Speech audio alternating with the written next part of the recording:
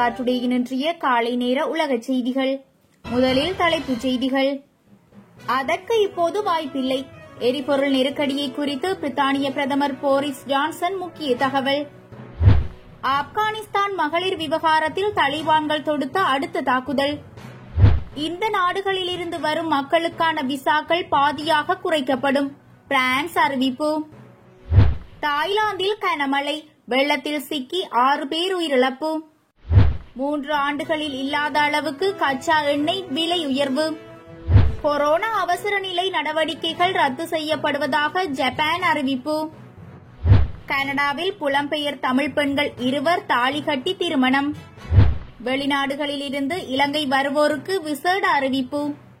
குளியல் உடையில் காட்சிப்படுத்தப்பட்ட பிரான்ஸ் ஜனாதிபதி புகைப்படம். மனைவியுடன் சேர்ந்து புகார் அளித்த மேக்ரோன். இனி விரிவான செய்திகள். பிரித்தானியாவில் தற்போது எரிபொருள் தட்டுப்பாடு தலைவிரித்துள்ள நிலையில் பெட்ரோல் பம்ப்களில் முக்கிய தொழிலாளர்களுக்கு முன்னுரிமை அளிக்க எந்த திட்டமும் இல்லை என்று போரிஸ் ஜான்சன் திட்டவட்டமாக தெரிவித்துள்ளார். பிரித்தானியாவில் எரிபொருள் மற்றும் HGV நெருக்கடி கிறிஸ்துமஸ் மற்றும் அதற்கு அப்பால் நீடிக்க வாய்ப்பிருப்பதாகவும், ஆனால் நிலைமை மேம்படுத்த தொடங்குகிறது என்று பிரதமர் போரிஸ் ஜான்சன் செய்தியாளர்களிடம் தெரிவித்துள்ளார். அப்போது அவர் தொடர்ந்து பேசுகையில், மருத்துவர்கள் மற்றும் பராமரிப்பாளர்கள், சுகாதார பணியாளர்கள் போன்ற முக்கிய தொழிலாளர்கள் பெட்ரோல் நிலையங்களில் எரிபொருள் நிரப்புவதற்கு முன்னுரிமை பெற மாட்டார்கள், ஏனெனில் நிலைமை இப்போது சீராக உள்ளது என்று கூறியுள்ளார்.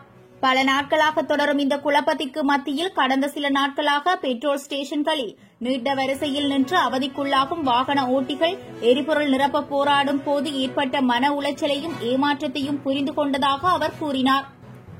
எவ்வாறாயினும் பொருட்கள் மீண்டும் எப்போதும் போல சாதாரணமாக கிடைக்க தொடங்கியதால் நிலைமை மேம்பட தொடங்கியுள்ளதாக எரிபொருள் தொழில்துறையிலிருந்து நேர்மறையான அறிகுறிகள் கிடைத்துள்ளதாக போரிஸ் ஜான்சன் கூறினார். அதனால் நிலைமை சீராகி வருகிறது.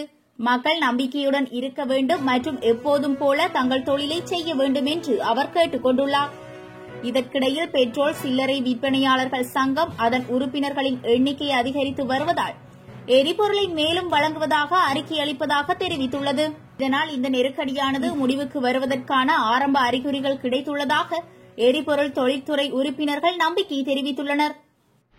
ஆப்கானிஸ்தானில் திறக்கப்பட்ட மகளிருக்கான முதல் வாகன ஓட்டுநர் பயிற்சி பள்ளி தலிபான்கள் அச்சுறுத்தலுக்கு பயந்து தற்காலிகமாக மூடப்பட்டது. ஆப்கானிஸ்தான் தலைநகர் காபூலில் நிலாப் துரானி என்ற 23 வயது பெண் சில ஆண்டுகளாக மகளிர் ஓட்டுநர் பயிற்சி பள்ளி நடத்தி வந்துள்ளார். ஆனால் ஆப்கானிஸ்தான் தலிபான்கள் கட்டுப்பாட்டின் கீழ் வந்ததை அடுத்து அவரது பயிற்சி பள்ளிக்கு சிக்கல் ஏற்பட்டுள்ளது. அது மட்டுமன்றி ஆட்சி மாற்றம் ஏற்பட்ட பின்னர் ஒருவர் கூட பயிற்சி பெற வரவில்லை என நிலாப் கூறுகிறார். பதிவு செய்திருந்த பெண்கள் வகுப்புகளுக்கு வரலாமா என கேட்பதாகவும், ஆனால் பாதுகாப்பு அச்சுறுத்தல் இருப்பதால் முடிவெடுக்க முடியாமல் இருப்பதாகவும் அவர் விளக்கமளித்துள்ளார். தற்போது 2 ஊழியர்களுடன் இயங்கி வரும் குறித்த பயிற்சி பள்ளியானது ஆப்கானிஸ்தானின் வேறு நகரங்களிலும் திறந்து செயற்படுத்தப்படும் திட்டத்துடன் இருந்ததாக நிலாப் தெரிவித்துள்ளார். மேலும் தனக்கும் மிரட்டல்கள் விடுக்கப்பட்டதாக கூறிய அவர் தற்போது தற்காலிகமாக மூடுவதாக அறிவித்தார். சர்வதேச சமூகம் இந்த விவகாரத்தில் தலையிட்டு பெண்களை வணிகத்தில் ஈடுபட தலிபான்களை நிர்பந்திக்க வேண்டும் என கோரிக்கை விடுத்துள்ளார். தாய்லாந்து நாட்டின் பல்வேறு பகுதிகளில் கடந்த சில தினங்களாக தொடர்ந்து கனமழை பெய்து வருகிறது. கனமழையால் 30க்கும் மேற்பட்ட மாகாணங்களில் கடும் வெள்ளப்பெருக்கு ஏற்பட்டுள்ளது.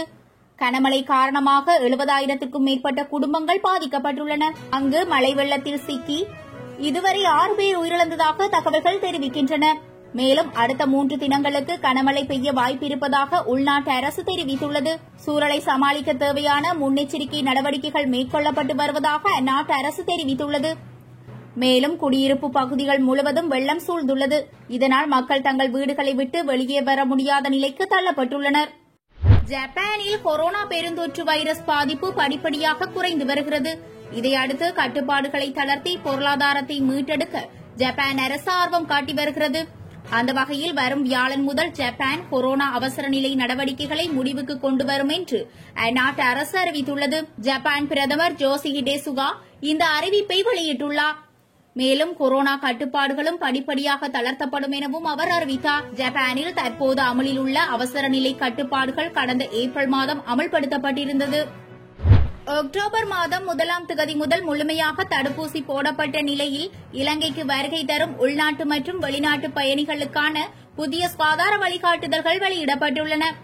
அறிக்கையொன்றை வெளியிட்டு சுகாதார அமைச்சு இதனை தெரிவித்துள்ளது. அதன் அடிப்படையில் பூரண தடுப்பூசி செலுத்திக் கொண்டு 2 வாரங்கள் கடந்த நிலையில் நாட்டிற்கு வருகை தருவதற்கு 72 மணித்தியாலங்களுக்கு முன்னர் எடுத்த PCR பரிசோதனையில் அவருக்கு தொற்று உறுதி செய்யப்படவில்லை எனில் இலங்கையில் வைத்து அவருக்கு PCR பரிசோதனை செய்ய தேவையில்லை என தெரிவிக்கப்படுகிறது. மத்தள மற்றும் கட்டுநாயக்க விமான நிலையங்களிலும் இந்த நடைமுறை பின்பற்றப்படும் என தெரிவிக்கப்பட்டுள்ளது. கனடாவில் நேற்று நடைபெற்ற திருமண நிகழ்வு சமூக வலைதளங்களில் பெரும் பேசுபொருளாகியுள்ளது. இந்தியா உட்பட பல நாடுகளில் இன்று ஒரே பாலின திருமணங்கள் நடைபெற்று வந்தாலும் தமிழர்கள் மத்தியில் அந்த கலாச்சாரம் இடம்பெற்றது இதுவே முதல் தடவை. இவ்வாறான நிலையிலேயே குறித்த திருமணமும் அம்மி மிதித்து அருந்ததி பார்த்து நடைபெற்ற 2 பெண்களின் திருமணத்தை ஓர் அந்தணரே முன்னின்று நடத்தி வைத்துள்ளார். அத்துடன் அது குறித்த புகைப்படங்களும் சமூக வலைதளத்தில் பரவி வருகிறது. உலகளவில் கொரோனா பாதிப்பு மெல்ல மெல்ல குறைய தொடங்கியுள்ளது. இதனைத் தொடர்ந்து பல்வேறு நாடுகளும் கட்டுப்பாடுகளை தளர்த்தியுள்ளன. பொருளாதார நடவடிக்கைகள் முழுவீச்சில் செயற்பட ஆரம்பித்து வருகின்றன. இதன் காரணமாக எரிபொருள் தேவை அதிகரிக்க தொடங்கிவிட்டது. இதனால் கச்சா எண்ணெய் விலை உயரத் தொடங்கியிருக்கிறது. கடந்த 5 தினங்களாக தொடர்ந்து உயர்ந்து வரும் கச்சா எண்ணெய் விலை பீப்பாய் $8 கடந்துள்ளது. இது கடந்த 3 ஆண்டுகளில் இல்லாத அதிக அளவாகும். தேவைக்கு ஏற்ப கச்சா எண்ணெய் உற்பத்தியை அதிகரிக்காததே விலை உயர்வுக்கு காரணம் என சொல்லப்படுகிறது. கச்சா எண்ணெய் விலை உயர்வால் இந்தியாவிலும் பெட்ரோல் டீசல் விலை உயரத் தொடங்கியுள்ளது. சென்னையில் இன்று பெட்ரோல் விலை லிட்டருக்கு 19 பைசா அதிகரித்து $99.15 விற்பனையாகிறது. டீசல் விலை 24 காசு உயர்ந்து $94.71 விற்பனையாகிறது. கச்சா எண்ணெய் விலை மேலும் உயர வாய்ப்பிருப்பதால் பெட்ரோல் டீசல் விலையும் அதிகரிக்க வாய்ப்பிருப்பதாக கருதப்படுகிறது.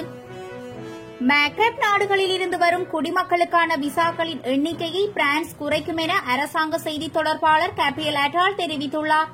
பிரான்ஸ் அதிகாரிகளால் அனுப்பப்பட்ட சட்டவிரோதமாக குடியேறியவர்களை திரும்பப் பெற அவர்களின் அரசாங்கங்கள் மறுத்ததால் மேக்ரப் நாடுகளில் இருந்து வரும் குடிமக்களுக்கான விசாக்களின் எண்ணிக்கையை பிரான்ஸ் குறைக்கும் என்று அரசாங்க செய்தி தொடர்பாளர் கேப்ரியல் அட்டால் தெரிவித்தார்.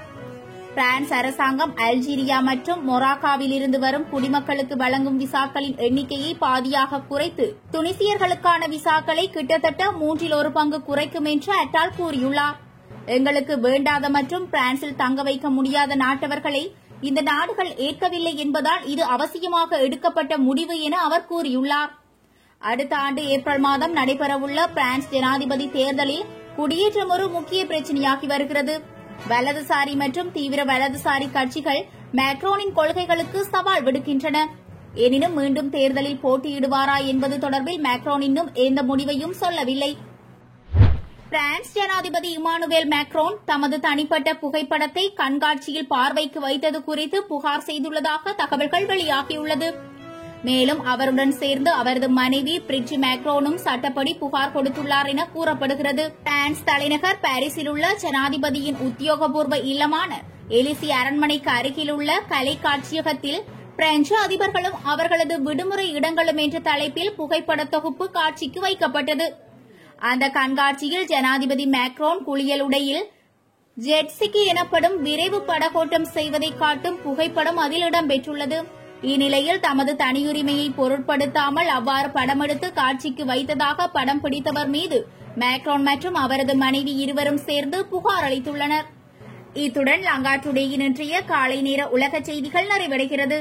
தொடர்ந்தும் செய்திகளுக்கு லங்கா டுடேயுடன் இணைந்திருங்கள்.